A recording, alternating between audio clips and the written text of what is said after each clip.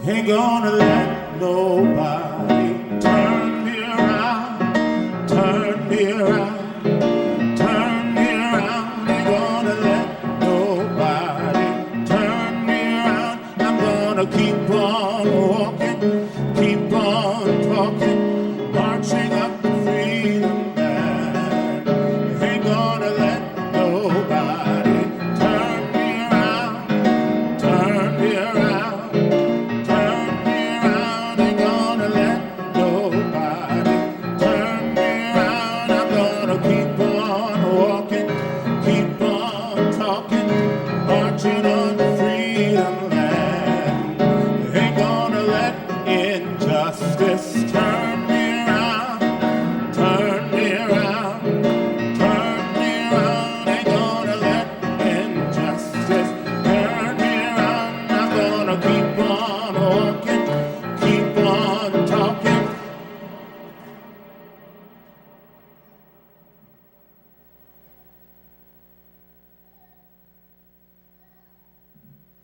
Marching on the freedom line, ain't gonna let no hatred turn me around, turn me around, turn me around. Ain't gonna let no hatred turn me around. I'm gonna keep on walking, keep on talking, marching on the freedom line. Ain't gonna let nobody turn me around.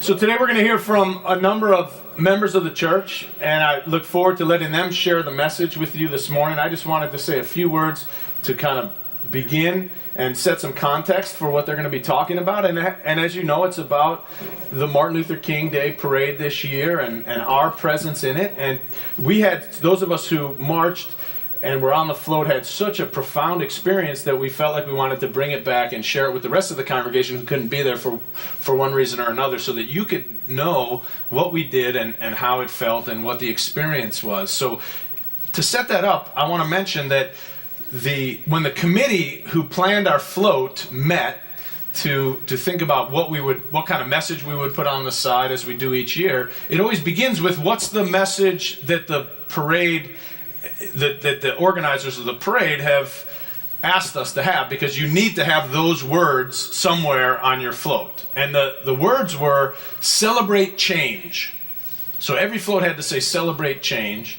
And as the committee was meeting, the committee was made up of both men and women. It was made up of both white folks and African American and a Hispanic member as well. And so we were sitting around saying, celebrate change. None of us were feeling particularly celebratory about change, especially related to race in America right then. 2014 was a very tough year around race. We have not seen a mass mobilization of the American citizenry on the streets of America like we saw in 2014 since the Civil Rights Movement. And then we've seen die-ins that say Black Lives Matter in the Mall of America and at the Capitol in Washington, D.C. People being arrested all over the country with these protests. And so we thought, celebrate change just doesn't feel like the right message. What are we going to do? And we had all kinds of ideas. So the one idea was we'll make it really small and we'll just tape it somewhere on the side of the float. And we entertained that for a little while. And then somebody came up with a great idea. They said, let's just say celebrate change, ? And that, everyone, it resonated. We thought, yeah, that sounds right. Are we celebrating change or not? Where are we? We wanted to kind of stay in the question. And then there was they were asking me, because I was asked to be the speaker at the interfaith service that we have here on the Sunday before Martin Luther King. And so it's a big interfaith service to honor Dr. King and rally the community around his dream and his values. And so they asked what was I speaking about, and my topic was to end the new Jim Crow. And you may have remember I did a sermon on this here a couple of years ago, but it's about the racial injustice in our criminal justice system and the way that particularly black and brown people are disproportionately being arrested and incarcerated within our system, and what's wrong, why is that happening? And so that's what I spoke about. So we decided that the theme on the side of the float would say, revive the dream, end the new Jim Crow. So we tie all those things together for the weekend, and that's what it said. Then there was the idea of the hoodies. Now this came up for a lot of reasons. Some of you might remember after Trayvon Martin was killed, I preached in a hoodie that Sunday, and a number of people came to church in hoodies in honor of, or really in memoriam of Trayvon Martin and what had happened. Well, you also may have heard that there's some legislation that has been put forward at the Capitol in Oklahoma City to ban and outlaw the wearing of hoodies in public in Oklahoma. So, only in Oklahoma something like this would happen. And so we thought, well, let's have some hoodies and really show some support for how ridiculous that whole idea is. And then we said, well, what should we say on them? And we thought, well, we have these great t-shirts that say Got Soul with the All Souls logo. So we thought, let's put that on the front. What should we put on the back? The idea came up. A number of ideas were floated, but the idea, somebody said, how about if we said, don't shoot, seek the truth in love? And everybody kind of got chills. Everybody thought, wow, that's really powerful. Could we really say that? What would that mean? Would we want to do that? And we had a really serious conversation, and we thought, it's probably going to stir up some controversy if we do that. You think? And so we thought, let's do it. Let's do it. And so he said, but before we order them, because how many are we supposed to order? We don't know whether people will wear these or not. We decided to do a pre-order on Sunday morning. We made an announcement. If you'd like to march with us, wear a hoodie. The design is out there. Look at the design. Make sure you're comfortable with it, and order. And we had 150 people order hoodies the first Sunday we put it out. We couldn't believe it. We never had 150 people march. So we felt like that was a clear endorsement by the members of this church that they were comfortable with that and that they wanted to be a part of that. And so we ordered 200, and that's how we ended up with these hoodies. Now, just a couple days before the march, a discussion began on the All Souls Friends page on Facebook. And it began, and there were 109 comments of people disagreeing about whether it was a good idea to have the words "Don't shoot, seek the truth in love" on our hoodies, and whether that was a good representation of All Souls, whether that was a good representation of Martin Luther King's dream.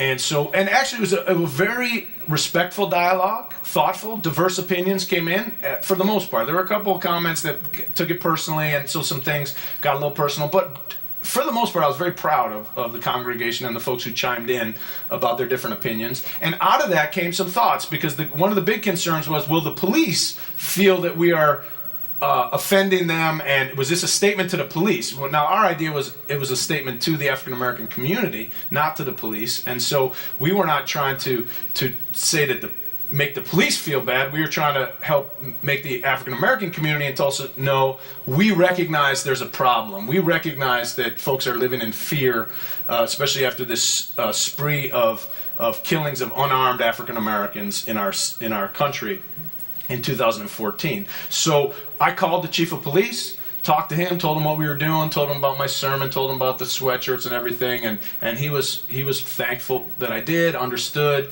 talked to his officers about what we were doing and the spirit in which we were doing it. We had it made us think, let's have some signs that say Black Lives Matter, Police Lives Matter, All Lives Matter. So we had people holding those as we marched as well. So we wanted to make it very clear that this wasn't anti-police. This was pro-community and pro-all lives matter. And so the main thing I just want to say in setting this up is that in my mind, there's what we might call a social conspiracy of silence. When you go and have a parade celebrating the dream of Martin Luther King and we say celebrate change, like it's almost like we're saying everything is okay, we're great, let's celebrate the change, without acknowledging there's still some significant work to be done. And so we felt that it would be disloyal to ourselves, disloyal to our community, and disloyal to our own truth to not acknowledge that to celebrate the changes we did with our singing and being together as a multiracial church community of folks marching through the city, but also to take a moment each time the parade stopped to acknowledge, and we also know there's some problems, and we're with you, and we take it seriously. And the response was very powerful, but what it felt like to me was like we pierced the veil of artifice about the fact that everything's okay, and the response of the people on the sides of the parade is something I will never forget, and the way in which they responded to us, and you'll hear a little bit more about that.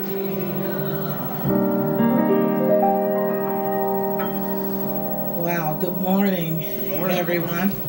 Again, as he said, my name is Nicole Ogundare, and I am a proud member of All Souls Unitarian Church. When I was asked to give my perspective, it's so hard. So I really invite you to dialogue with me, because what I'm saying, it really can't cover what's in my heart and what I've experienced, particularly as an African American mother, to boys and girls, but boys in particular. So my journey towards justice, it really started when I arrived here in 2008. I had absolutely no idea. I really didn't. But the call and the need for it in my life grew stronger by each encounter, each experience. So that's the start of my story. But since the killing of Trayvon Martin 3 years ago this month, and the killings of African American males over the summer, my two sons, JoJo, who's 18, and Nicholas, who's 10 today, and serves faithfully in the children's choir. He sang today, so they have been impacted, and I mean impacted on a level that's been so incomprehensible to me as a mother, so helpless as a mother that you would not believe it. So my truth is, to be a mother of African American boys is complex, because we want to trust, we teach them to trust the law enforcement and other people that don't look like us. But the sad reality is that there is another story that we often have to tell around the table. I went to the Martin Luther King parade to sing on the float, as I normally do with the chorale. You know, we get the crowds going and we're singing and we're having fun. But I didn't know what was going on. The ministers did not know what was going on. They knew we had this plan, but they stepped up and had a little huddle and caucused, and some ideas, much like what Marlin talked about, came up, and he announced, hey, you know, we're gonna do this, and you can do it or you cannot do it. And if I really want to be honest, I was completely uncomfortable and I did not want to do it. My first thoughts was, I do not want the police thinking that we are against them. I was like, can we write a letter to tell them that we really appreciate them, and we want to, I'm serious, I really did. I was like, I don't want them thinking that. So, you know, I learned something being here called leaning into your discomfort. And that thing started hitting me like a ton of bricks. And I thought that if there was ever going to be a moment for me to step up and to speak my truth and to really be present, not only with the truth that lies within me, I did not want to do it. I did not want to do it. And I was fighting I was like, I'm just going to raise my hands up a little bit. I'm not going to do it. I did. But I said, you know what? I said, for Marlin and Barbara and David Smith and all the ministers to caucus and come together and to do this, you know, for somebody like me, why would I sit back and be silent in this moment? You know, when I look at my sons and I think about the things that they've been through as a result of the killing of Trayvon Martin, and that was 3 years ago this month. You know, we celebrate African American Month, but the truth is I have the privilege of walking in that skin 12 months out of the year. So I don't have a choice. It's not a celebration. It's a journey. It's my life. So I needed to show my sons how serious I was. You know, I told them I loved them. I told them I want to protect them. So, you know, we had to practice a little bit. So David, you know, because we have microphones. So he said, okay, he's just played something. Okay, lift your hands. And it was really awkward trying to put the microphone down, put the hood on, put your hands up, go back to singing. But after a few minutes, what began to happen? I stopped and I just took in the audience, and I began to see the people, and they were in solidarity with us. They felt us, they understood us, even in the most profound silence. We were talking to one another, sharing that experience, saying that I see you, you see me. Thank you so much for being there for me. Thank you for speaking the words that I can't speak. But you all have the power to do that, and you're demonstrating that right now. And we're going to join you in that silence. So that's what we did. And the fear melted, and I said, you know what? I felt so proud.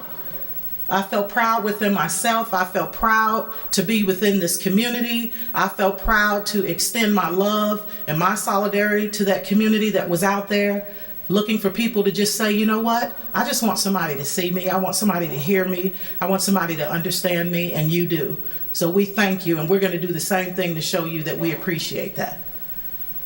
So that was a powerful experience for me. Since I've been here, I think, you know, what I got out of it in a nutshell, I said justice, the new evangelism. So that's the call for my life. The call for my life is to continue that justice.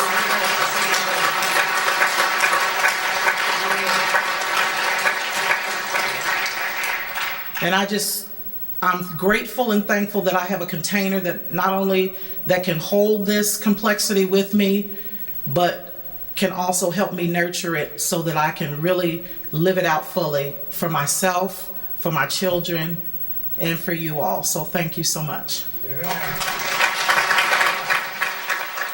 Good morning, I'm Jane Newman. This is my 4th or 5th year to walk with the All Souls group at the parade. It's usually a cold, wintry morning, pretty much like what we've got right now. And as we're waiting for the parade to begin, we stand clustered around the van, which Kate has well supplied, as Barbara mentioned, with hot cocoa and muffins. The mood is celebratory and festive. This year, there were at least 2 things that were different at the parade. It was an unseasonably warm and sunny morning. And even though there was a buoyant spirit among us, there was also gravity in the wake of the recent deaths of unarmed black men in our country. As you saw in the slides, the banners, and Marlin mentioned the banners that said, "Revive the Dream," "End the New Jim Crow." This call to revive the dream and the bold naming of the challenge before us inspired me and enlivened me.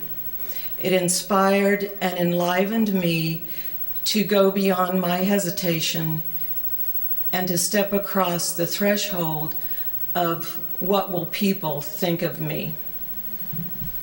That one step allowed me to walk in solidarity with my friends and to demonstrate to the people lining the streets that I cared, that a white person cares. Every year I enjoy the exuberance of walking in the parade, exchanging smiles, making eye contact as we walk along and sing. And this year the connection went deeper. As it's been explained already, when Pastor David and Gabriel stopped playing the music, we stopped and lifted our arms. People in the crowd saw what we were doing, and I sensed that ripple of recognition pass through them. And I could hear them reading out loud the words on the back of our hoodies: don't shoot, speak the truth in love. And then, almost like a hushed murmur would go through the crowd as our message of understanding and support soaked in. It was a moment when life goes off script, something rings true, and hearts are moved. I felt it in the crowd. I felt it in our All Souls body. I know many of you, and many of you know me and have for a long time. For all this to make sense, I have to make it as personal as I possibly can. So for me, it comes in through the doorway of being a mother. Many of you know my son, Josh, who grew up in this church. He is now 37 and the father of Nathan, who will turn 4 tomorrow, and who is Pat and mine's oldest grandchild. To think of my son being at risk of being shot just because of how he looks is unimaginable to me. That Nathan would grow up with the specter of that risk hanging over him is heart-crushing.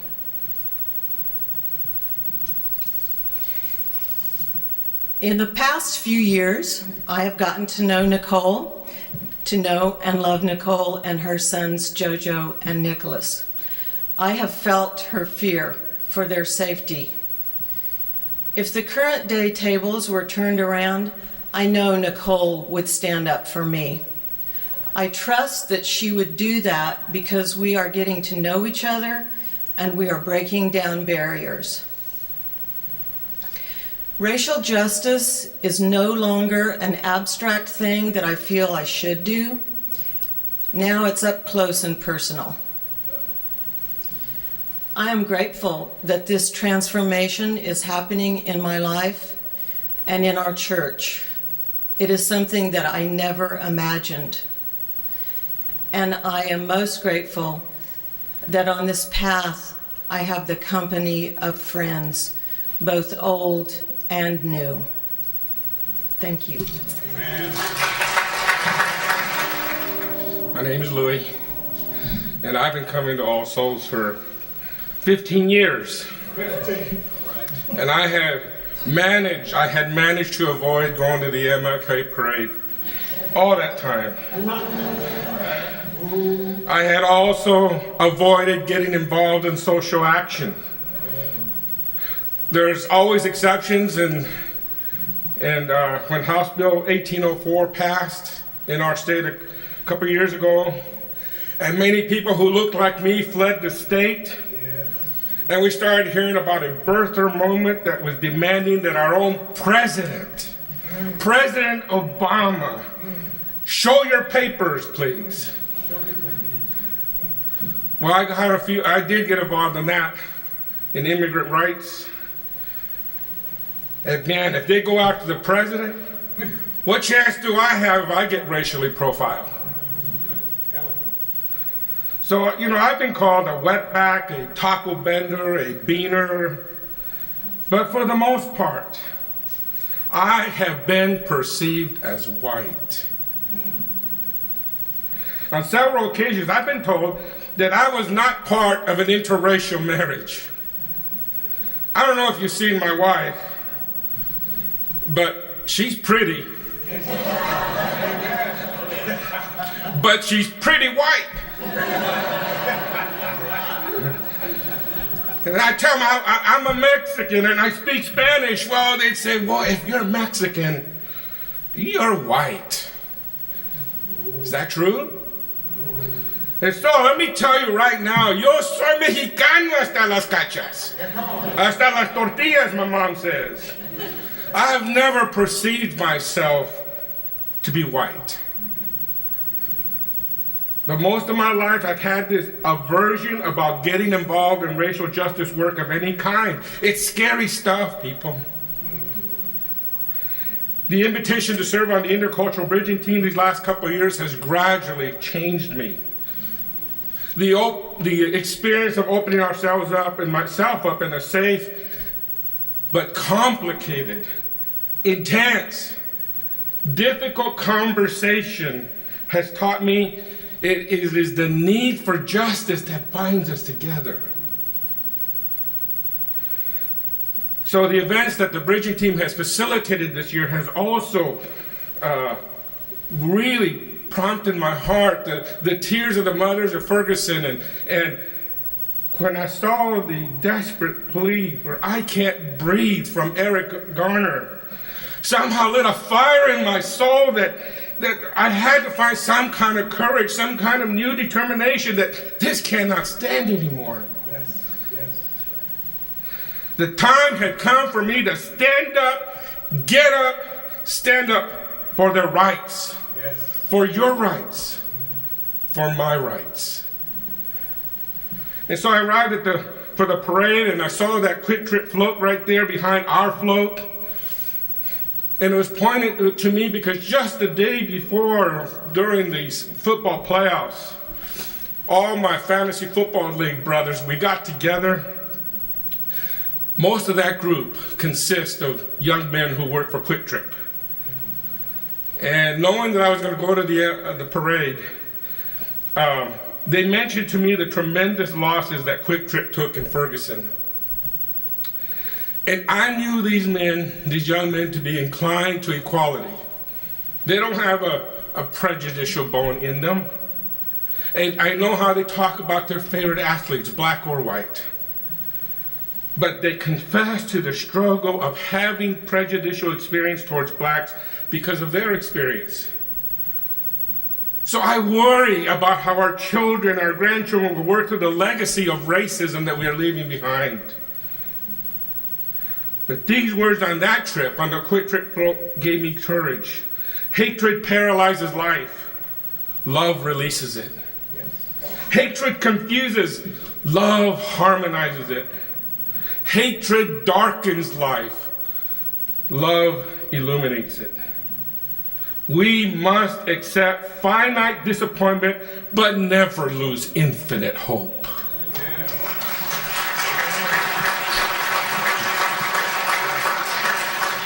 So in All Souls style, we started marching and walking to the powerful sounds of our music. It was just amazing to immediately see the people start to sing with us and dance with us and move to the beat. I mean, their smiles were exuberant, and I mean, it was just like outdoor church right there in the street. And now, of course, you saw my signed picture there. I'd never been to a parade in my life, but I was swallowed up in what I was feeling and working the crowd both sides and showing my sign and kids looking at my sign trying to make sense what it said. And I finally would just look at them and give them my biggest smile and tell them it means all of us are God's children. All of us. And so here we are moving down. And you should have seen the Davids, Brother Smith and Brother Ruffin, possessed by music, possessed by dance. Marlin's orchestrating this symphony of justice. And here we are rocking, and then all of a sudden the float would stop. And the silence was loud. Hoodies over our head, hands in the air, little boys is what I know, immediately raising up their arms and saying, "Don't shoot," and telling all those around them, "Be quiet, raise up your arms." They seemed to catch on right away. We would go from praise and worship and joy to this solemnity, this respect, this awe. I really felt I was on holy ground there. I felt a palpable precious moment of kingship. I felt I was connecting in solidarity with my blood, with my hermanos, like I never had before. It was powerful, and my heart was stirred, and I was just I trembled, and I had to go talk a little bit with Barbara, but I was feeling, and when your arms are raised, you're saying, "Police, don't take this wrong. This is not against you. This is to move towards justice." And it was powerful when we began to realize, even the people in the blue hoodies behind us, the youth of Quick Trip, had their hoodies saying, "Celebrate change." They were raising their arms too. Amen. Yes. Celebrate change was what their hoodie said. And so, beloved, nothing moves me like seeing reconciliation.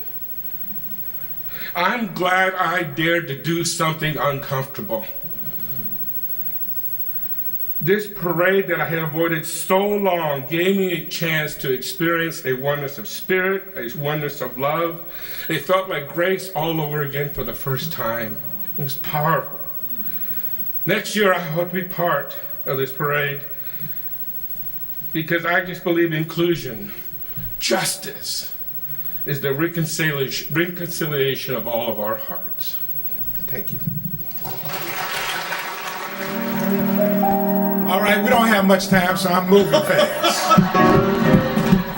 You're my brother. No. All right. First, let me tell you why I don't have on a hoodie. I know you're wondering, why is Reverend Davis not in the hoodie? I guess he thinks he's cute. No, that's not it. That's not it. I gave my hoodie away yes, I did, to an All Souls member who didn't have one and wanted to walk in this parade, right? And thank you very much for that, but I did it because I love boundlessly, love beyond belief. Okay, two things. This is the beginning of the month of justice, right?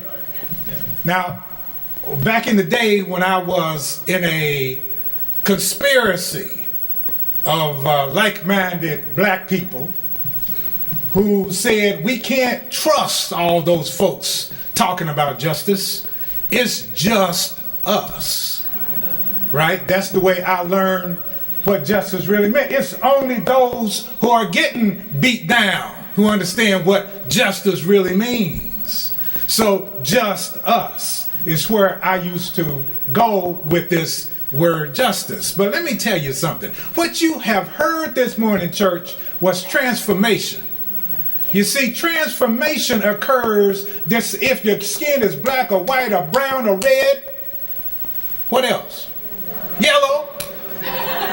It does, you can be transformed. You can move yourself. Your heart can move places you didn't think it could. And then, who knows, there's change then. There's an African proverb that says, when you pray, move your feet.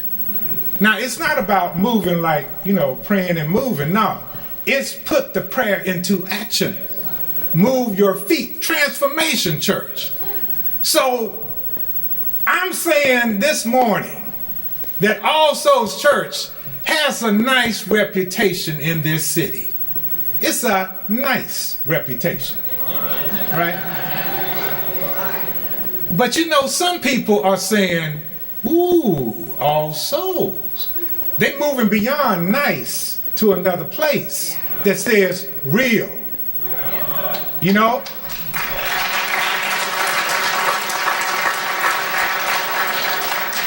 My wife hangs out at the Hutchinson Branch YMCA up north, and she was talking to a sister, African-American sister, who said to her, don't you go to that church on Peoria 30th, somewhere down there?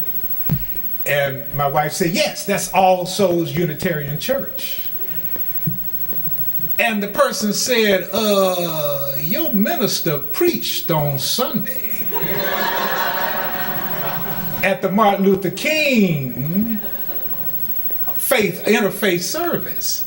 And she went on to say he was real. You see, not only did my wife hear that, I hear all the time people talking about, tell me about that church again. Because of what you're doing, your feet are moving, church. And because your feet are moving, there is transformation in the air. Now, I'm not up here to say that it's easy to be transformed.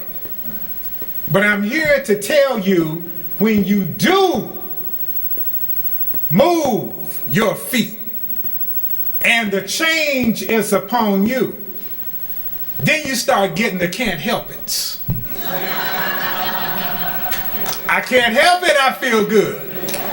I can't help it, I'm standing. And you see and feel the solidarity. And the solidarity is where we're all going with this. We're all moving into a place that is inclusive. So church, now when we say justice, I don't want you to think just us. I want you to think just, which is the right thing to do, us. Just us. Amen, church? Amen.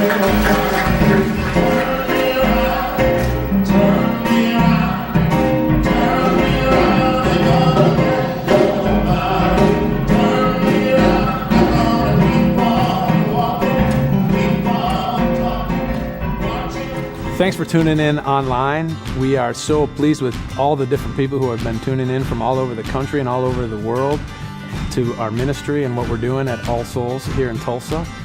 If you have a chance to send me an email or connect with me in some way, let me know what you're finding, why you tune in, and what you're getting out of it. I would love to hear from you. I'm always pleased when I get messages from different people who tell me all kinds of things about the impact of All Souls Tulsa's ministry on them and their lives and their families. And if you get a chance to make a gift to support this ministry, to become a partner, we would love to partner with you and have you be a friend of the church and somebody who is actually supporting us to create this congregation and the world that we're trying to create together. You can be a part of it, and every gift of every amount makes a difference. We really appreciate your support.